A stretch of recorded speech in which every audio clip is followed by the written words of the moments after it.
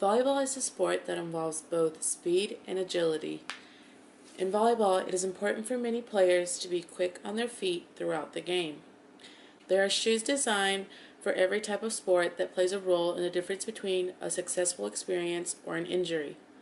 Volleyball shoes are designed to provide excellent traction on a gym floor. Friction is a force that acts at the interface of surfaces in contact in the direction opposite the direction of motion or impending motion. The coefficient of friction is a number that serves as an index of the interaction between the two surfaces in contact. The larger the number of coefficient of friction, the more friction there is. A higher coefficient of friction indicates something sticking, but when there's a low coefficient of friction, it indicates something will slip. Friction is very important when looking at volleyball shoes. Volleyball shoes have the idea of being specifically designed for a volleyball or gym court. They have a gum rubber sole for traction, as well as having many different rubbers on separate areas of the shoes to provide the friction and support needed to keep the players safe and quick on their feet. However, having too much friction could cause major injuries, such as if the upper body were to be rotated and the leg and ankle were to remain planted on the floor. But at the same time, having too little friction can result in a lack of control, and a player can easily end up slipping and injuring their leg. Players need to have a maximum amount of control in order to be quick on their feet for the next play. The usual noise you hear on the court is a noise of friction forces at work.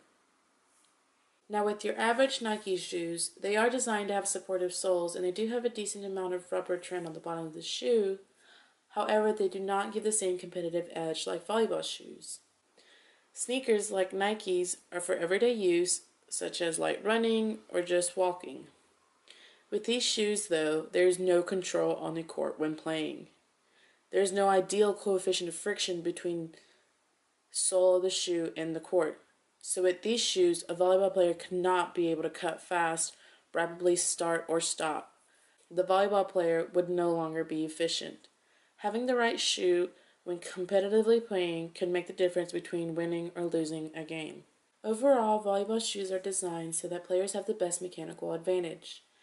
An advantage many players often do is to have pregame routines or warm-ups that help enhance the friction forces, such as wiping their feet on sticky mats and using the palm of their hands to wipe off any dust or sweat from their sneakers.